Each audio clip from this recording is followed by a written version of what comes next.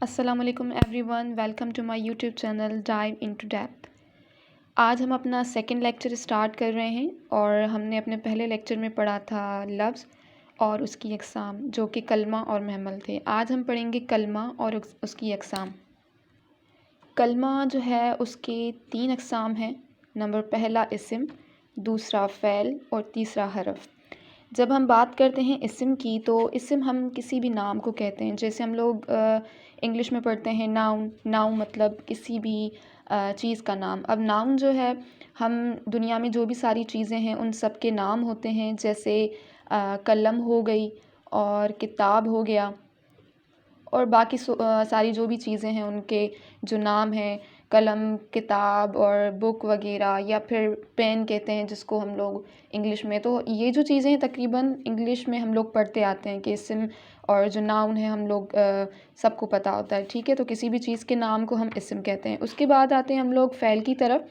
تو ہم نے انگلش میں پڑھا ہوا ہوتا ہے کہ فعل جو ہے وہ ہم لوگ ورب کو کہتے ہیں۔ ورب جو ہوتا ہے وہ کسی بھی کام کو ظاہر کرتا ہے، جیسے کہ کھانا، جاگنا، پڑھنا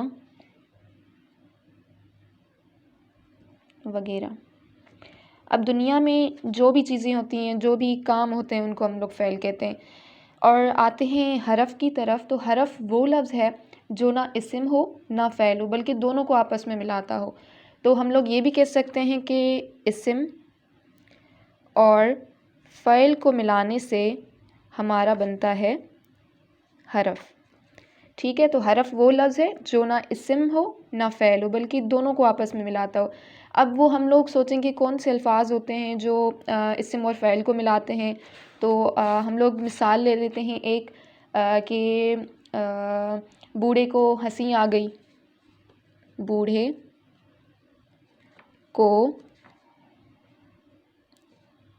ہنسی آ گئی، ٹھیک ہے۔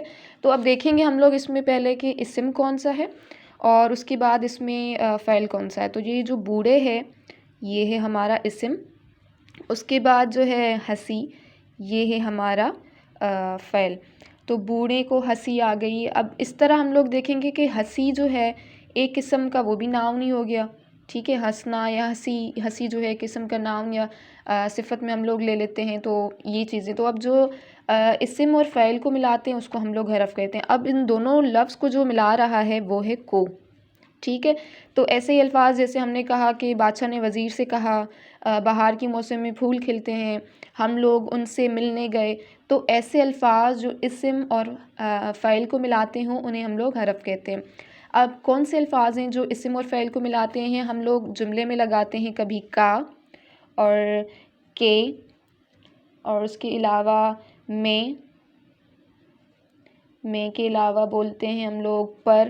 اچھا، یہ جو الفاظ ہیں سارے یہ ہم لوگ سینٹینس میں استعمال کرتے ہیں کسی بھی 2 الفاظ کو جوڑنے کے لیے۔ تو وہ کبھی اسم اور فعل ہوتے ہیں اور کبھی وہ صفت اور اسم بھی ہو سکتے ہیں، تو کبھی وہ صفت اور فعل بھی ہو سکتے ہیں۔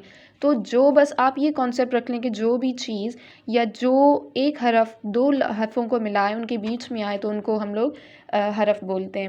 اچھا، ہم نے یہ جو انگلش کا ٹچ دیا کہ ہم لوگ ناؤن پڑھتے ہیں، ورب پڑھتے ہیں، ٹھیک ہے، یا پھر انٹرجیکشن پڑھتے ہیں، کنجکشن پڑھتے ہیں۔ یہ جو چیزیں ہم لوگ اردو میں بھی ان کو ایک ٹچ دے رہے ہیں، وہ اس لیے کیونکہ یہ جو جنرل کیٹیگری میں اردو کا سبجیکٹ آیا ہے تو کافی لوگوں کے لیے جو ہے نا بہت ٹف ہے۔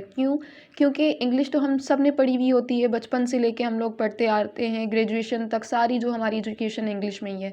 تو ہمارے جو ہے بیسک اسکولنگ میں ہم لوگ ناؤن، پروناؤن وغیرہ یہ پڑھتے آتے ہیں۔ تو اردو ہم زیادہ ڈیپ میں نہیں پڑھتے، اردو کے بکس پہ پڑھے ہوئے ہوتے ہیں، سبجیکٹ ہوتا ہے اردو کا، لیکن کبھی ڈیپ میں نہیں پڑھتے۔ تو اس لیے ہم لوگ انگلش کا ٹچ دے رہے ہیں تاکہ ہمیں سمجھنے میں آسانی ہو۔